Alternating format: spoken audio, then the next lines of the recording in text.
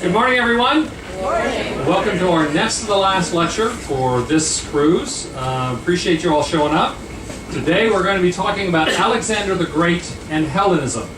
The men often tell me, oh, I'm really looking forward to the Alexander the Great one, but hopefully this will be for everybody. So hang in there with us.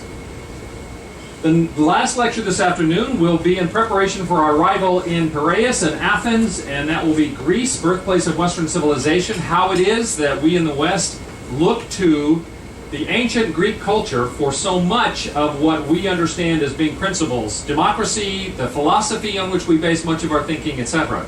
So we'll talk about that. I'm going to touch on that just a little bit today because there's obviously a crossover between Alexander the Great and the ancient Greek culture, but to many people's surprise, Alexander was not Greek. He was Macedonian. I actually had a Greek man on a trip that we took, the Footsteps of Faith, the first Windstar cruise that I spoke on. I talked about Alexander the Great and mentioned that he was not actually Greek. Well, apparently one of our guests talked to a Greek man at one of the places we stopped, and he was furious at me for suggesting that Alexander the Great wasn't Greek. We'll talk about that. To start out, we need to go back to about 500 BC, about 5 centuries before the time of Christ, because that's the break point. And as I mentioned before, I still use BC and AD, before Christ, and Anno Domini, the year of our Lord, rather than the more academic sources. They'll use BCE as before Common Era, and then CE as Common Era. But a lot of people don't know that, and they do know BC and AD, so I don't want to confuse people, so I still use that. So we're going back to about 500 BC.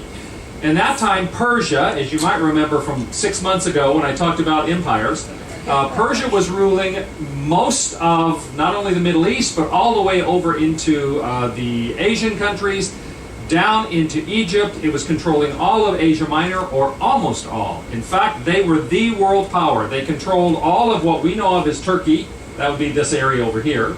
It's bigger than that. Except for the area on the coast of Asia Minor, which were called the Ionian, called the Ionian coast, and the cities of Ionia. What had happened is, back about 1200 BC, there was the Battle of Troy, which was thought for many, many years to have been just a legend that was created by Homer. You know, and I'll talk about that a little bit in terms of timing this afternoon. That Troy is this city that was assaulted by the forces from Greece, and they defeated Troy with the Trojan horse and all that. Well, we don't know about the horse in that legend, but they actually found Troy. Troy was up here. They have found the ruins of Troy. They now know that there was historical fact to that. Well, when the Greeks came over, and particularly there were people from Sparta, there were from Mycenae, and others involved in the assault on Troy. When they won the Trojan War, they ended up getting control of all of this coastline. And so these were Greek cities along there. Unfortunately, for the Persians, the cities on the Ionian coast felt so much more Greek than Persian, they were always rebelling against Persian rule. Technically, they were part of the Persian Empire.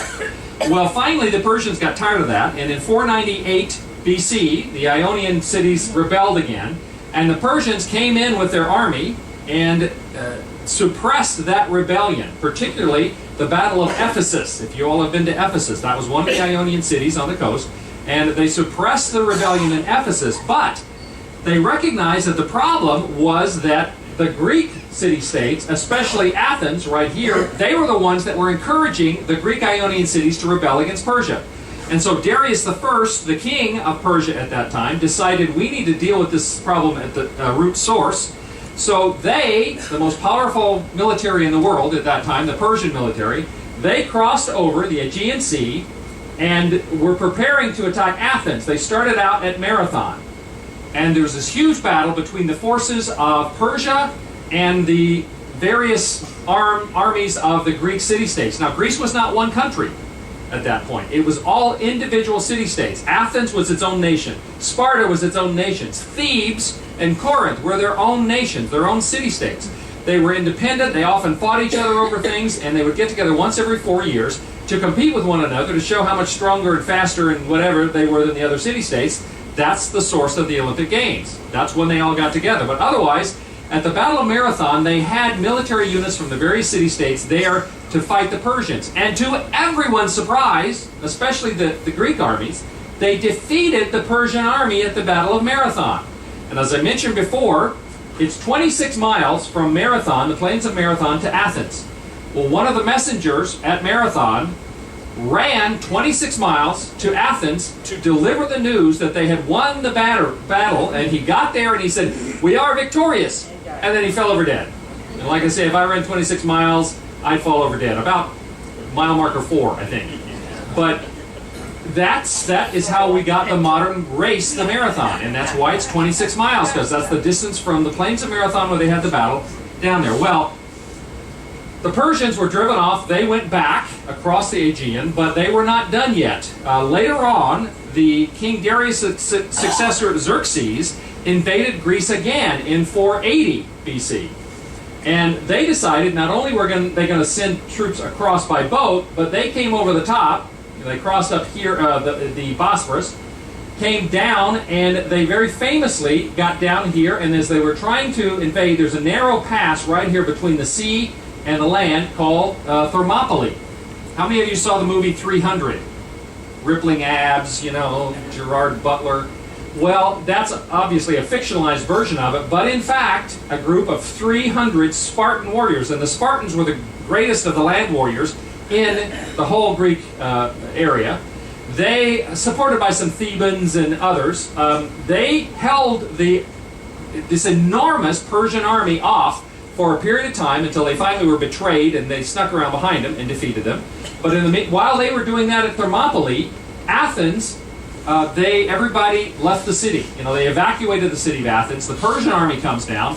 They burn the city of Athens. They destroy the city. But all the Athenians were out by that time, so there was not a lot of bloodshed. Well, after they burned the city, the Greeks didn't know quite what to do, so they loaded back up on the boats, and it started a sea war. Now, Athens was a great sea power. You know, they're right on the coast. And this is the Bay of Salamis. The great sea battle of Salamis, the Greeks once again defeated the Persians, this time the Persian navy. And once they defeated them, they went back home. All of that period of time, called the Persian Wars, between 497 and 479 BC, that was the focus of the first history that was ever written as we understand history, in terms of fairly objective, chronological, telling of the facts without a bias in favor of one or the other. Herodotus, who's considered the father of history, wrote the story of the Persian Wars, and in doing so invented modern history. Later on, we get Thucydides, came not too long after that, writing about the next big war. But after the Persian War, which ended 479, we enter into what's called the Golden Age of Greece. To a great extent, I mean, this is just another map which shows you, this is Athens, the Bay of Salamis, Thermopylae is right here, some of the major cities, Corinth, Sparta, Thebes. This is the Ionian coast along here that I was just talking about. The Golden Age of Greece was a time when, because the city of Athens had been destroyed, it came under the leadership of a man named Pericles. This is Pericles in the funny hat. Pericles rebuilt Athens, and in doing so, in celebration for the fact that they had won this great victory, he also built the temples on the Acropolis. This is the time when all those spectacular temples that you see on the Acropolis, the Parthenon and the others, were built. In particular, after they had won this battle against the Persians, the Athenians led a group of other city-states to join together economically in what was called the Delian League. The Delian League was the major cities and some of the islands around Greece got together, they pooled all their finances in order to provide for, self-protection in the future in case they needed to arm themselves again. Well, Pericles, since Athens was the most powerful city-state, Pericles took it upon himself to just borrow the money that the other Delian League members had put in order to build all of this stuff. This is the Golden Age, because not only is it when they built all these extraordinary temples, but this is when Socrates was a philosopher, the arts and literature, if you know the names Sophocles, Euripides, Aristophanes, this is the time when all of these great philosophers, playwrights, poets were coming along. And of course, as I just said, Herodotus is writing the histories during this time, and Athens grew in in strength rather. They grew in strength over all the other Greek city-states, and this was the blossoming of the Greek culture. Now, the golden age of Greece only lasted 40 years. Because what happened is, and these are some images, obviously that's the Acropolis and the Parthenon on it. Close-up image, this is the time of the great arts and sculptures. This is Socrates. Socrates later, after being so popular for a while, he was accused of destroying the youth, of corrupting the youth. And willingly, he apparently didn't fight it. He could have gotten away from it, they say, if he tried, but he drank poison, which was the way people were executed back then. So, Athens, borrowing all this money from supposedly their partners and spending it all on themselves, did not bode well with some of the other cities. That led to the next great war, which was called the Peloponnesian War, which was a battle primarily between Athens and Sparta. Athens was the great sea power. Sparta was the great land army. The Spartans were extraordinary soldiers. I'm going to talk about that a little bit more this afternoon. But it ended up, the Peloponnesian Wars, which they fought in two sections. The Spartan army kept trying to get to Athens, but Pericles had built a wall all the way around the city of Athens, all the way down to the port of Piraeus. Have you all been to Athens before? Have you landed at Piraeus? It's like 26 miles. And they built a fortified wall all the way around all of that. The Spartans couldn't get in. The Athenians could get to their ships. And so the Athenians were winning any sea battles. The Spartans, if they'd had a chance, would have won the land battle, and eventually did. They said it was like a war between an elephant and a whale. The Spartans on land and the Athenians at sea. Well, that brings us down to the 300s. I'm going to talk a little bit more about that this afternoon when we talk about Greece and the history of Greece. That brings us to the 300s, and the person which I believe is the most underrated historical and political figure in the whole world. And that is a man named Philip II of Macedonia. This is him. That's not him. This is him. Philip II came from Macedonia, which was a separate country north of what we know of as Greece. Macedonia was not, when Philip took over, as a young man, he became king, it was a country of sheep herders and warlords. They didn't have any cities. There was no culture, which is one reason why the closest thing they could come to culture was what they adopted from the Greeks, the Greek mythology. Macedonians had their own language. There are a number of languages in this part of the world, the ancient times, Macedonian, Illyrian, etc., Carthaginian, that they were not written languages. We don't have any written examples of Macedonian language. We just have bits and pieces. But they also spoke Greek because of the Greek influence. Now, Philip II comes along. He is a brilliant strategist, a diplomat, a soldier, a tactician. He did several things. One, he decided he was going to make Macedonia into a great center of power, and that he was going to build a great city. They had no cities before Philip. And so, first thing he did was he stole a silver mine from the Athenians, a silver mine that was up in the north of Macedonia, and then he had the money, and he built the city of Pella as the capital of Macedonia. He brought in Greek artists and architects and philosophers to build not only the city, but the culture.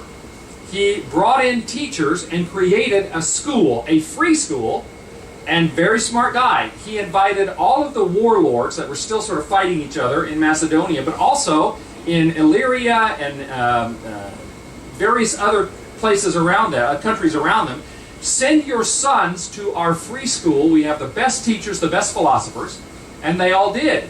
Well, what happened was Philip had a generation of the next generation of leaders of all of these areas developed a loyalty to him and to Macedonia, even though they were from other countries. And in doing so, he guaranteed that they were going to be kind of the center of power. Well, the person on the right is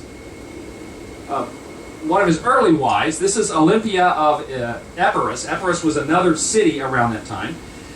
So he's built this city, he's brought in these philosophers, and he also completely changed the military strategy.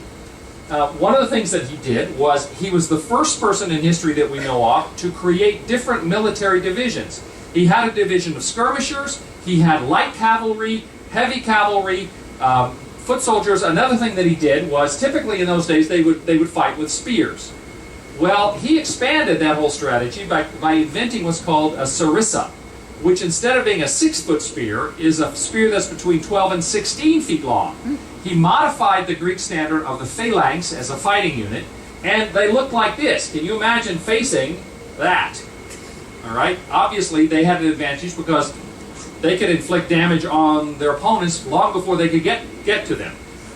They had mounted cavalry, both light and heavy, and there is some belief, and a lot of people disagree with this, but some people have proposed that Philip may have invented the stirrup. If you can imagine the difference it would make if you were riding on horseback trying to fight a battle, not having stirrups versus having stirrups. It was a huge difference. And so he created this extraordinary military power, and his intention was first to establish himself in this region. And he conquered every country around him, including Greece. This hash-marked area over here is where his wife came from. This is Epirus. After conquering all of this area, and he continued to have to fight battles and whatnot, his real goal in creating this military was that he wanted to conquer Persia. Now, he came from a land of shepherds. There had not been any cities. There was no significant military advantage, but he built this up to the point where he believed he could fight the Persians and conquer them, or at least take part of their land away. I don't think Philip ever believed he would regularly conquer all of Persia. But he developed all of this, big emphasis on good generals, on creative tactical military tactics, an extraordinary guy. Well, in 356, he has a son whom he names Alexander. He has a son by his wife Olympias, names him Alexander. Alexander is a big man. He is handsome, intelligent, charismatic. It's said that he was loved by both men and women. And these are images, and most of them look like this. We believe that's probably a fairly good representation of what he looked like. But in addition to being charismatic and energetic and intelligent, he also was quite ambitious and quite ruthless. But in preparing him for life, his father, Philip, imported a teacher, a mentor, a guide for him, and that teacher was Aristotle, the Aristotle. And so for his early life, he was tutored by Aristotle in the sciences, in philosophy. He was trained in military tactics. At the age of 12, he gained some note because his father had purchased some war horses, and one of them was considered untamable. Well, in watching him, the 12-year-old Alexander could tell that this horse was skittish and nobody could ride him because he was afraid of his own shadow. So Alexander said, "I want to try." And Philip said, "Okay, try." He got on the horse and he directed him away from the sun, toward the sun, so he couldn't see his own shadow. And he rode him far enough that the horse became comfortable, and then he rode it back and he was fine. That became Alexander's horse. He named him Bucephalus, and he rode that horse through most of his campaigns from that point on. Bucephalus died in Asia, and he named a city after it, Bucephalus. So he loved that horse. That was at age 12. At age 13, he gets Aristotle as his tutor. At age 16, Philip leaves Macedonia to deal with some problems out in one of the provinces, and he leaves his 16-year-old son, Alexander, as the regent, in charge of the country while he's gone. Well, as soon as Philip leaves, one of the tribes, the Mede tribe, rebels and threatens to invade Macedonia, where the 16-year-old Alexander is in charge. Well, Alexander gets the army, marches out, defeats the Mede army, and in the process, he renames their capital city Alexandropolis. He's 16. Later on, in major battles that were fought in conquering Greece, again, as a very young man, at 18, he is in charge of the cavalry for Philip's army and is extraordinarily successful at that. And so all of this is going on until 336, when Philip is assassinated by one of his servants. There was some idea that Alexander, who had been feuding with his father, and Olympias, Alexander's mother, may have been involved in the assassination because Philip had sort of moved Olympias out of the way so he could marry a younger woman, right? Newer model.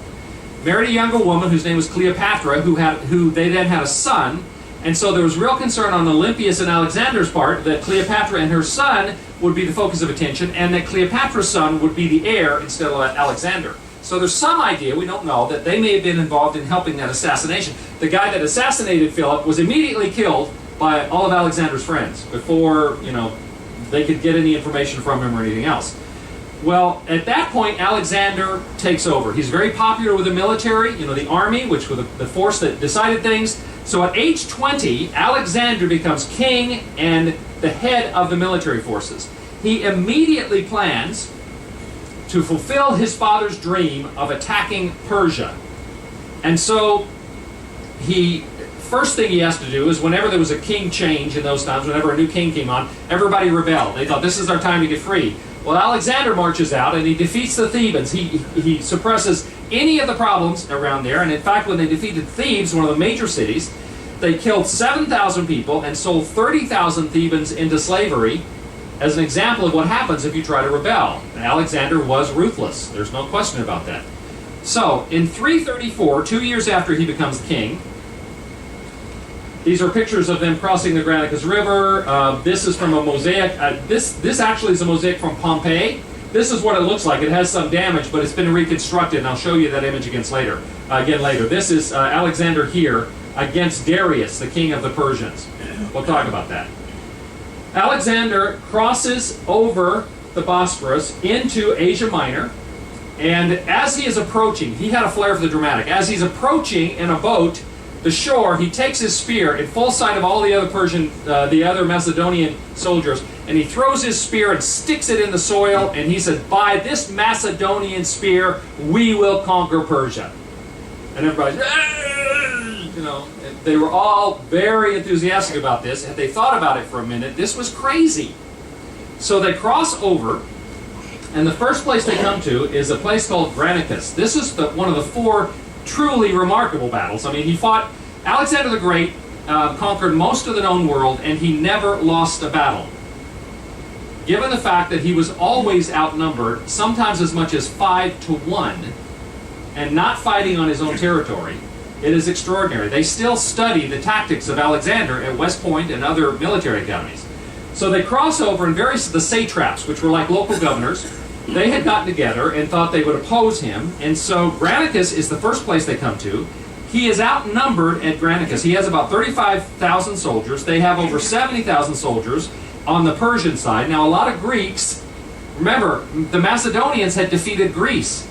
A lot of Greeks were fighting on the Persian side because they didn't like the Macedonians having conquered them.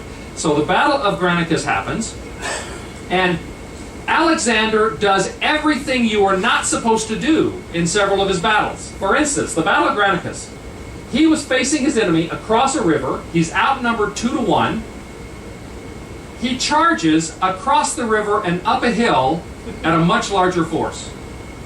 And he wins. He wins completely. There's no question he defeats this army at his first battle at Granicus. And that's the point at which Alexander began to think that he could not be defeated. His mother, Olympias, had told him that Zeus, the number one god of the Greek pantheon, had visited her at night and that he, Alexander, was actually the son of Zeus, that he was half god and half human, like Hercules was. That's one of the reasons why you saw the image I showed you of Alexander with a helmet like a lion's head. That was what Hercules, one of the great feats of Hercules was to defeat this huge lion, and he wore that as his symbol. Well, Alexander took that because he thought, like Hercules, he was half god, half human. Well, when he defeated this army twice his size, again with strange sort of tactics, he began to really believe that he not only was semi-divine, but that he was undefeatable. Alexander has been the subject of so much art down through history. There have been so many different representations of the great battles he fought. Not only that, but he is such a mythical kind of figure that a lot of military figures since then have represented themselves as the reincarnation of Alexander, either literally in some cases, or at least figuratively. Hannibal, Julius Caesar, Napoleon, all saw themselves as the new Alexander the Great. He became the model for the conquering hero This is a painting of the Battle of Granicus. You'll notice the water, you'll notice going uphill, and yet they won that battle. At that point, Alexander from Granicus up here, he turned south to the Ionian cities. Remember the Greek Ionians, just like the Greeks over in Greece, they were not in support of Alexander and the Macedonians. Remember, he's not actually Greek, no matter what that man in Greece tried to say. He conquers all of these cities, and he comes up here and he goes to the city of Gordium. Gordium was the site of the legendary Gordian knot. Have you ever heard of that? There was this massive, complicated knot, and the legend at Gordium was that if someone could untangle the Gordian knot, if they could untie it, they would become the conqueror of the whole world. Well, Alexander looks at this legendary knot for a few minutes, takes out his sword, slashes it in half, and then just unravels the pieces. And they went, "Yep, you're the guy." Nobody else had thought to do that. So after Gordium, he turns south through Asia Minor. Now remember, all of this had been controlled by Persia. He comes down to Issus. That's the site of his next great battle. It's in the northeast corner of the Mediterranean between the city of Tarsus, where Paul the Apostle came from, and the cities of Antioch. Now, at Issus, for the first time, Alexander is directly facing the Persian king, Darius. Darius, who's called the King of Kings, the King of all lands. He's one of the great, at this point, the greatest ruler that has ever lived. Darius has 100,000 soldiers. At this point, Alexander has 40,000, so he's outnumbered 2.5 to 1. Once again, they're facing each other across a river, the Panaris River. This is the Macedonians. These are the Persians, with a lot of Greeks. In fact, you'll see Orientals, Greeks, Orientals, and then Persians. The Persians thought, we'll let these other people that are part of our empire fight the front lines. We'll be back here. This is Darius, right here. Once again, to everyone's surprise, except for Alexander's, he charges across a river at the center of their line. He targets Darius, who's right here. So Alexander charges across at Darius. Darius is so frightened by this direct charge. I mean, they sort of had the attitude, who would dare challenge us? If you saw that movie 300, apparently in the Battle of Thermopylae, this is a real quote. They have record of this. The Persians said, "Our arrows will blot out the sun." And one of the Spartans said, "Then we will fight in the shade." Okay, that's how tough those guys were. Apparently that's a real quote. But the Persians had these massive armies. They were so confident nobody could ever defy them. And so Darius is there thinking, we'll take that. Well, when Philip charges across the river straight at Darius, he cuts and runs. And when Darius, the king of all kings, the king of all lands, when he runs, then the Persian army panics and they start running. And so this first battle between Darius and Alexander is a clear victory for Alexander because Darius runs away and his army joins him. This is the reconstruction of that famous mosaic from Pompeii. They put it all together. This is Alexander, and you'll notice he's going this way, right? This is Darius in his chariot, and you'll notice he's going that way too. When he runs, everybody runs away. In fact, Darius runs away so fast, he leaves behind all of his baggage train, and they always carried a lot of money with them. He left behind his wife, his daughter, both of whom were captured by Alexander's forces. Alexander treats Darius's wife and daughter with great respect, as he said was due royalty, and he eventually returns them. But after this battle, all of Asia Minor, all of what we know of as modern Turkey, had been conquered now by Alexander. Well, Darius sends a message to Alexander, because he gets away. Darius gets away. He sends a message and he says, okay, I will give you all of Asia Minor, all of this land you've just conquered. I will give you huge amounts of money, and I promise never to attack any of the lands you control again if you'll just leave. Alexander writes back and says, next time you write to me, you call me King of Kings, because I am the ruler of Asia now, not you. Now, most of the Persian Empire still was intact. And he basically said, we'll see. The greatest of Alexander's generals was named Parmenius.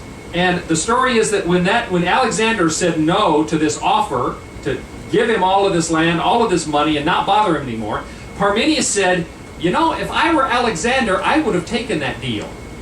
And Alexander said, if I were Parmenius, I would have too. Get it? I'm Alexander. I don't have to take any deals. And so he continued to believe he was more than human, as his mother had suggested, and that he could not be defeated. He then turns down the coast, the east coast of the Mediterranean, down through what we know of as today Lebanon, down into Palestine or modern Israel. He has some pretty good battles in the areas like Gaza. After he gets down Gaza, he gets to Tyre. Tyre is a city, third great battle. Tyre is a city that had never been defeated. Some of the ancient records say that Tyre had walls 150 feet high. That's probably an exaggeration, but Tyre had never been conquered by anybody. And the primary reason it had never been conquered by anybody is there was the old city of Tyre on the coast, but the fortress of Tyre, where the military was on an island that was about 800 meters, about a half a mile off the coast. And the entire thing was fortified. They had two fortified ports in the north and the south. And Alexander conquers the old city. That was no big deal. But from a half a mile away, he can hear the horns and the jeering from the Tyrians who are on their walls saying, "Neener, neener, neener, can't get us." And Alexander said, "We will see." For the next 7 months, he besieged Tyre, and he did something quite unbelievable. He tore down the old city, and using the rubble, the stone and wood and other things, he began to pile it into the sea.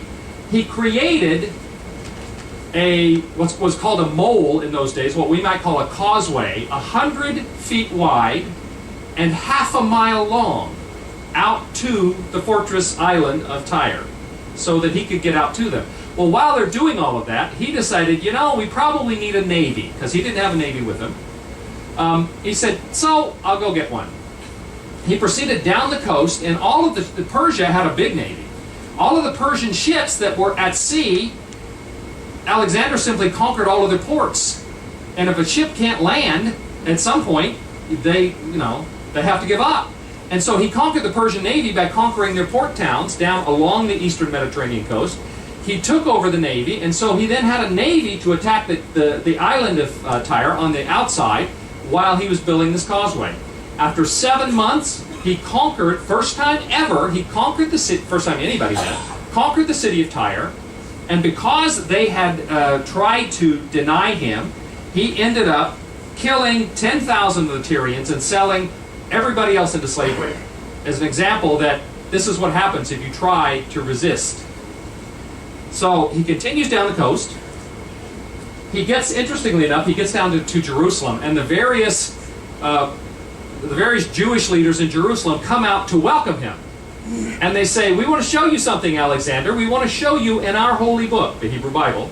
In the book of Daniel, it talks about a fact that a great ruler will come from the west and will conquer Persia. And Alexander says, cool, here I am.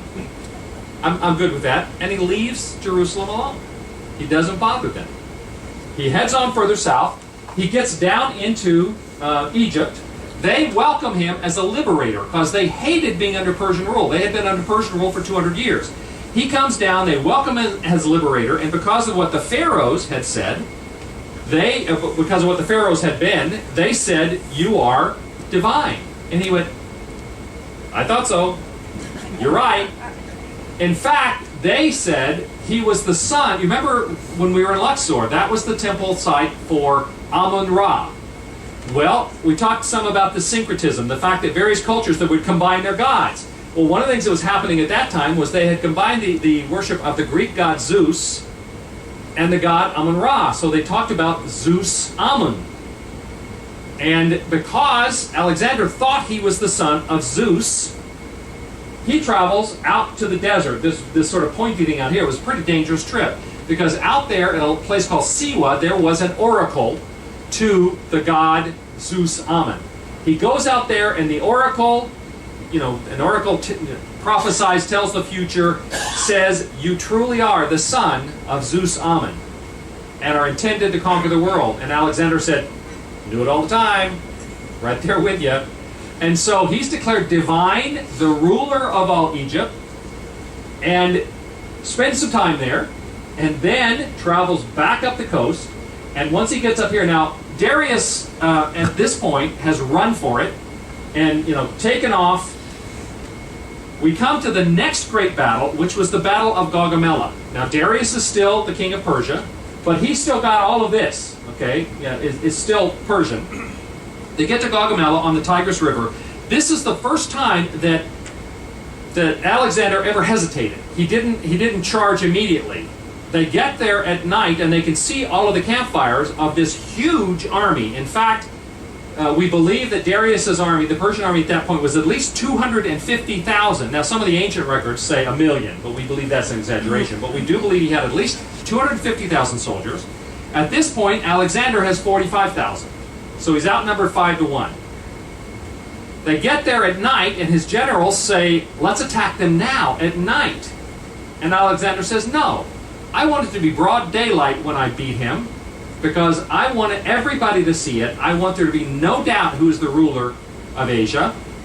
And so I want him to be able to see us. So they wait till the next day, and they're all lined up. And not only did he have 5 times more soldiers, but Darius had picked the place to fight the battle. And he had picked this wide open arena. Remember, the Persians had been delayed at Thermopylae because it was a very narrow channel. If you've got a narrow place to fight, then a relatively small number of people can hold off a larger body, because there's only so many people you can throw into the battle at once, no matter how many you have. Darius was in an open valley where his numbers could help him the most. He also had a secret weapon. Back then, the tanks of the ancient world were chariots. Alexander didn't have any chariots, but Darius did, and Alexander had a secret weapon. Did you see the movie Spartacus? You remember the chariot races in Spartacus, that there was one guy who had swords sticking out from the wheels of his chariot? Well, Darius had chariots with these swords on the wheels, thinking he would just drive through the Macedonian lines and chop them all up. So Darius was very confident. The next day Gaugamela there, they line up, and you can get some idea the size of the Persian army here. Darius in the center again. These things are the chariots. These are the Macedonians. Well, what happened was, Darius sends his chariots out, and chariot can't turn very fast. So Alexander had instructed his troops, when they charge at you, just get out of the way. Let them go by, and then spear them in the back. And it worked. So this secret weapon did absolutely no good. Once again, Alexander charges directly at Darius, and guess what happens? Once again, Darius runs away. And when Darius runs away, his army, even though it was 5 times larger than the Macedonians, they all panic and quit too. This is a relief of this battle. You can get some idea what the battles must have been like back then. The people in the funny clothes, these are the Persians. This is Alexander. They wore very military kinds of uniforms. When Darius starts running, he doesn't stop. He keeps going. He no longer is in control of anything. And after this, Alexander continues, and he conquers one of the major Persian cities after another. He conquers Babylon. He conquers Susa, which at one time had been the Persian capital. He goes on and conquers Persepolis, which is the capital city. And he burns the palace, and then he burns the whole city. At that point, he officially is in charge of the entire Persian Empire. Darius keeps running, and later on, they're interested in finding him, but Alexander and his troops keep going. They eventually catch up with Darius's coach.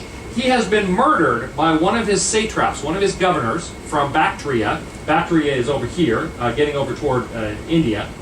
And a guy named Bessus had murdered him for running away, and then declared himself the king of kings. Well, later on, Alexander makes a point of finding this guy. He catches up with him. He arrests him. He tries him for murdering the king of Persia, Darius. In fact, Alexander buries Darius with full honors as the king of Persia. Okay, he treated him honorably as an enemy, even though he didn't have a lot of respect for him as when they were fighting. They catch Bessus, they try him, they execute him for the murder of Darius, and at that point, there's nothing to stop Alexander from crossing over into areas of Bactria and over into India. He travels over into this area. One of the things that Alexander wanted to do was to make all of these lands one empire under him. And so he was very concerned to try to merge the cultures. At this point, Alexander, he'd already irritated his friends, because all of these, remember I told you they were all in school together? These were called his companions, the companions. They were close friends of his, but they were his generals, they were his advisors, but he was in charge. Well, his companions were getting kind of tired of Alexander making a point of how he was divine. They're going, Al, give it a break. Well, he starts with, so they're frustrated with him over that. Then he starts wearing Persian clothing. And he's doing it because he wants to try to merge the cultures together, and he figures that's one way to do it. He then marries an Asian wife, Roxanne. And then he insists that all of his generals marry Persian wives. They don't want to do that. They don't want to wear Persian clothes because they think they're sissy. They were a rough and tumble bunch. They were proud of being Macedonians. They loved their own language, even though they spoke Greek as well. They didn't want to wear other kinds of clothes. They didn't want to marry foreign women. These are rough guys. In fact, every night, their habit was every night they would get rip-roaring drunk. And then the next day fight a battle. Good for them. But they were not happy with all Alexander was doing here. Alexander also took 30,000 Persian youths and set up a program to train them in Greek culture, the Greek language, all the great myths, and also to prepare them in Macedonian battle techniques so they could become part of his army eventually. The Macedonian generals didn't like that. They said, we need Macedonians in our army, not Persians. So there was a lot of frustration going on at this time. They continue on to Hydaspes was his next great battle after going all over Bactria, etc. He gets to Hydaspes. Hydaspes is controlled by a king named Porus. Porus was the strongest of all the Indian kings. Once again, they're across a river from each other. Now, in this case, Porus had something that the Macedonians had never seen. They had never seen an elephant, and they most certainly had never seen a war elephant. So they were a little bit puzzled by that one. But they ended up using the same tactic against the war elephants they did against the chariots. When the war elephants charged them, they got out of their way, and then they're stabbing and spearing the elephants in their sides and rear, and so the elephants rampage and panic, and they do more damage to the Indian army than they did to the Macedonians. Well, in this case, instead of charging straight across, it was a horrendous rainfall. It was pouring rain, very slippery banks of the river. Well, Alexander has a feint. He has a demonstration, meaning he's faking it out. He travels up and crosses and then approaches the army from the side and ends up winning a great battle again against an army larger than his that had war elephants. The interesting thing about this one was Alexander really respected Porus, and so he let him stay on as king under Alexander's authority, but he let him continue as the ruler there. This is an image of what it must have been like for them to fight war elephants, okay? So he's conquered India. Alexander wants to keep going. He wants to go all the way over here to the Pacific Ocean, the Great Sea. And they've been traveling and fighting now for 11 years. And his generals go, Al, we want to go home. This is enough already. Well, along the way, because they were not happy with some of the things that for instance, Alexander was accepting the fact that the Persians would bow down, face down, prostrate before the kings. Alexander liked that. He told his Macedonian generals, you need to do the same thing. Well, where they came from, you bowing down on your face was an act of worship. And so they were unwilling to do it. They were unwilling to dress like Persians. They didn't like the fact they'd been forced to marry Persian wives. And so some of them start plotting against Alexander. He ends up arresting, torturing, and executing Philotas, who was the head of part of his cavalry. Philotas was the son of Parmenius, his best general. And then to make sure that Parmenius did not take revenge for him having executed his son, he kills Parmenius. And then in a drunken rage, his tutor after Alexander, a man that he'd grown up with, was named Black Cletus. Cletus, because they had these big drunken parties at night, Cletus starts criticizing Alexander for thinking he's divine, for thinking they should worship him, for wearing these sissy clothes, for marrying these foreign women, and for having ridiculed his father, Philip II, at one point, because Cletus had been a friend of Philip. Well, Alexander picks up a spear from one of the guards and runs Black Cletus through, one of his closest friends in his whole life. When he sobered up, he was horrendously upset with himself. In fact, he grieved over it, and the stories are that he considered suicide for having killed his friend. So things are not going so well with he and his generals. Well, finally they get here into, after the Battle of Hydaspes, all of his generals say, Alexander, we don't want to keep going in that direction. We want to go home. Well, the story is that Alexander couldn't arrest all of his generals, so he went in his tent and pouted for 3 days, and then he came out and said, okay, we're going to go home. But we're going to do it by going down the river, the Hydaspes River and the Indus rivers, because I want to see the Arabian Sea. So they went down there, and then he said, okay, let's head for home. And they started out, but unfortunately, right here you've got the Hydrosian Desert, which is one of the worst deserts in the world. It was summertime. Thousands of the Macedonians died trying to cross that desert. They finally get across it. They get up here to Persepolis, to Susa, and then to Babylon. Alexander intended for Babylon to be his capital, the capital of his new empire, because it's right in the middle of things. And it had a famous history, the Babylonian city. And there, in 323, Alexander falls ill. We still don't know what he got sick from. Some people have said food poisoning, some said other diseases, but he gets sick, and it's apparent to his generals that he's dying. And they come to Alexander, and he doesn't have any heirs. They say, who is to be your heir? Who is to rule after you? There's a question as to whether he said Craterus, which is one of his generals, or if he said Crateroi. Crateroi means to the strongest. And then he dies. Well, say to a bunch of generals that have just conquered most of the known world that the person who's to rule after Alexander is the strongest was an invitation for war. First, this gives you an idea how much he conquered.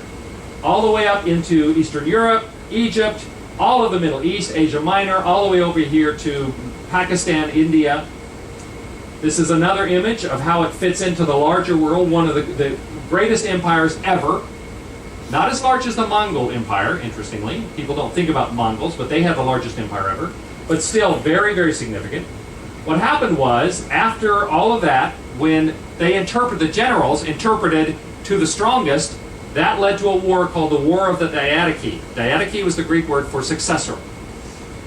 Starting out, there were 9 generals that started fighting each other over this. And it ended up it went from 9 to 5 and eventually to 3.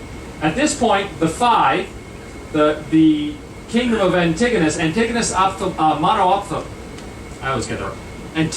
Monophthalmus, because he had one eye. One of his eyes he'd lost in a battle. So Antigonus took all of the Levant and most of Asia Minor.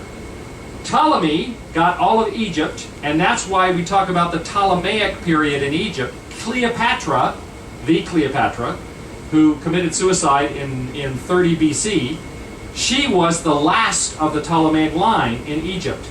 Okay? And Seleucus took most of what had been India and Asia. We then had Cassander and Lysimachus took over parts of the north, up in Greece and what had been Macedonia. Later on, Antigonus gets pushed sort of out of the way. This orange area is up here in Macedonia is all he ended up with. The Ptolemaic Empire continued and in fact expanded, but Seleucus is the one who grew most. And so the Seleucid Empire, the Seleucids were the one that were controlling Israel during the time between the last prophet of the Old Testament and the time of Jesus. They're the ones that the Hasmoneans were fighting against. Because the descendants of Seleucus in the Seleucid Empire, they were trying to force the Jews to give up Judaism and worship the Greek gods. That didn't go over very well, and so they had wars over it. All of that continued. I mean, they controlled all of this part of the world until the coming of the Romans. Slowly, the Romans kept pushing. They took Macedonia, they crossed over, they began taking parts of Asia Minor, and at this point, we've got the Ptolemaic Empire down here, we've got the Seleucid Empire up here. That's when they were controlling, and this is the Hasmonean state. This is 90 BC, that's when the Hasmoneans were controlling Israel. One of the very few times they had their own rulers was when they drove the Seleucids out and the Hasmoneans were controlling it. This is, later on, the division of the empire in the 4th century. You'll remember we talked about this, and I'll show you in a second, the division between Eastern Greek and Western Latin. Empire, the Roman Empire split in two. The western part spoke Latin and was centered in Rome. The eastern part spoke Greek, was centered in Constantinople, or Istanbul as we know it today. Why did all of this area speak Greek? In fact, they spoke Greek over here too, but why did they all speak Greek? Because of Alexander. Everywhere he went, he spread the Greek culture, he spread the Greek language, he spread the worship of the gods, he spread athletics, everything Greek. In fact, in Israel, for example, there was a period of time when so many of the Jewish people were speaking, and this is in the 200s, 300s, so many of them were speaking Greek, they forgot how to speak Hebrew.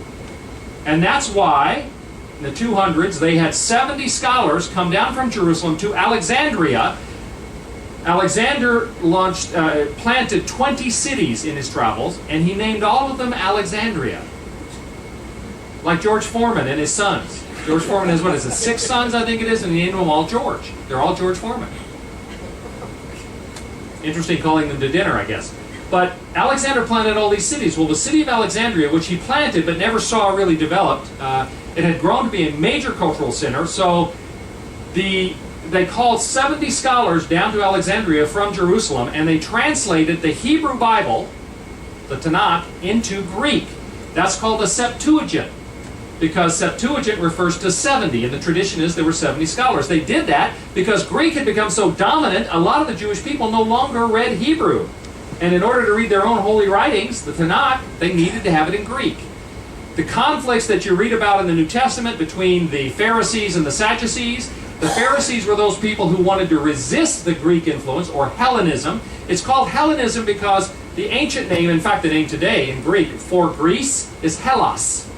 So when you talk about Hellenized, it means Greekified, because Hellas was the name of Greece. You'll still see on maps that are in Greek, you'll see Hellas is the name they use. So these Hellenized Jews and other cultures, they had completely accepted the Greek culture. They spoke Greek. The Sadducees represent the Hellenized party in the time of Jesus. The Pharisees represent the group that was fighting against that Hellenizing influence and wanted to speak Hebrew and wanted to keep the old traditions. That's why you had a conflict going on. But the division between the Greek East and, you remember, Alexander never went over here. He conquered Greece and the area around that in Eastern Europe. He never got over here, so he didn't have that influence. All of this, however, was Greek-speaking. This is Justinian in the 500s AD. Justinian is the emperor of the Eastern or Byzantine Roman Empire. He's the one that built the Hagia Sophia. This is outside, this is inside. If you've never been there, shame on you. Go to Istanbul, if for no other reason than to visit the Hagia Sophia, although there's a lot of other things to see. This is an example of one of the mosaics that for many, many, many years was painted over in the Hagia Sophia, because it had been a Christian church. Then when the Muslims conquered it, they turned it into a mosque. And then Ataturk, one of the things he did as a gesture to the West, is he turned it into a museum, and they uncovered all of the Christian art, or much of the Christian art. So this was all Greek, because that's the influence that he had. This is the Byzantine Empire under Justinian. That's this guy. All of it Greek-speaking. In fact, they carried the Greek language into areas that had typically been Latin.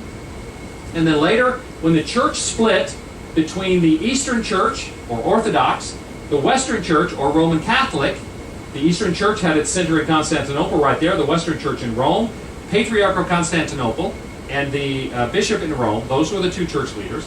One of the big differences between the two is they spoke Latin here, they spoke Greek there, primarily because of the influence of Alexander the Great. I mean, there were other influences as well, but that was the primary one. So much of what we understand as, the history and culture of that whole part of the world is because of this one guy, Al, as his friends call him. Any questions about any of that? You always laugh. It hurts my feelings when you do that. Sorry. Any questions about any of this? Again, he's not just the one guy, but the effect that he had on the history of the world. Yes? What color was his hair? What color was his hair? Red. Oh. I don't know. I don't know what color his hair was. He's represented mostly in black and white in terms of marble sculptures and things like that. He in some of the paintings, he has black hair. I'll go back here. And given where he came from, he probably would have had dark hair. But keep going here. Am I making you dizzy yet? Yes. That'll work. See there, black hair. Yeah. I don't know. The photographs of him tend to be blurred. Yes. How old was he when he died? 32. He conquered most of the known world by the time he was 32. It's the old thing about, by the time Alexander the Great was my age, he'd been dead for 26 years. But, yeah, 32 years old, and he conquered most of the known world. Yes? You said he started out with 45,000 troops. Right. Actually, 35,000 initially, and then he gained some because he would get people coming on board. Okay. When he conquered these far-reaching areas, that he must have had to leave people there to keep control, otherwise the empire wouldn't exist. Right. He did. In fact, a couple of things happened. For instance, after he had conquered Asia Minor and he began to travel south toward Tyre, he sent Parmenius with a group of his soldiers over to conquer the rest of Syria while he was going down the coast.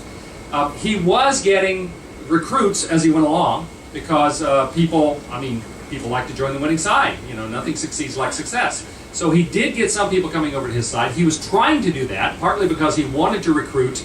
He wanted to turn it into one empire, and so he didn't want it just to be Macedonians in his army, and he didn't have enough of them anyway.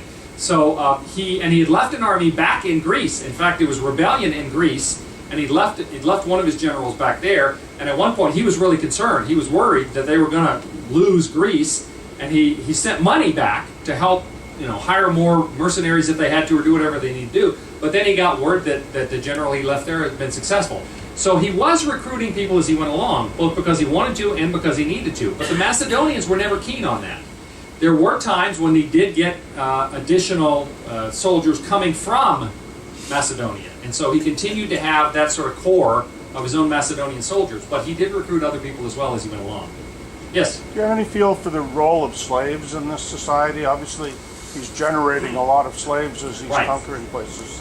Yeah, and that was one of the things, is the people that didn't get killed often got sold into slavery. That was one of the great punishments. I really don't have a knowledge of how they used slaves, particularly in Alexander's empire. That's something I don't know the answer to. Sorry. I'll always tell you I don't know. If I can't think of something really quick. Yes?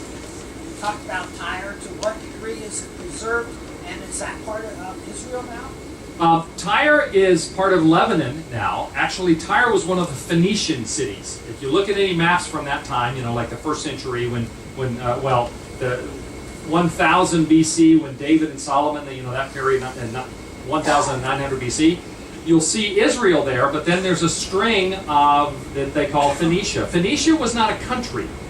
It actually was simply a region. They needed a convenient name for it, but it was made up, like Greece had been, of city-states. Tyre was its own nationality, if you will. It was a city-state, as was Sidon, was another great city in the Phoenician region. So that area is part of what we today know as Lebanon. Tyre, it's on the coast, and they had this island fortress. Tyre was a great seafaring, or the Phoenicians, Tyre and Sidon and others, were great seafaring peoples.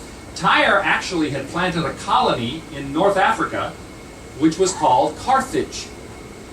And so the Punic Wars, which were the wars between Rome and Carthage, Rome was actually fighting against the colony that had been planted by the Tyrians, by the city of Tyre. And they became one of the most dangerous enemies. In fact, that's Hannibal. Hannibal the Great, who crossed over through the Iberian Peninsula, crossed the Alps with his war elephants, and was never defeated by the Romans. Hannibal kept chasing the Roman army up and down the Italian peninsula, trying to bring them to battle, and the Romans kept skirting away from him. They wouldn't actually fight him. And finally, he had to go home because of problems back in Carthage, and later on they defeated, there were, was it 3 or 4 Punic Wars? 3? I think it was 3, yeah. 3 different wars that they fought against Carthage until they finally completely destroyed them and and salted the earth, quite literally, to destroy their culture. But that was a Tyrian plant. That was a colony planted by Tyre. Any other questions? Yes?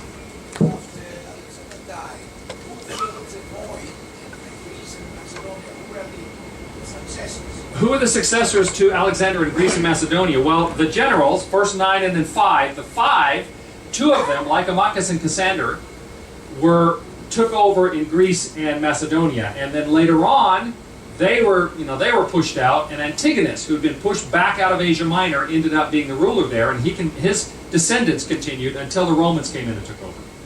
Okay, so all of this area was controlled by the generals, and that varied in terms of they were still fighting wars. They fought wars for 300 years until the Romans really came in, and those were the various wars of the Diadochi, of the generals. Thank you all very much. I'll see you this afternoon.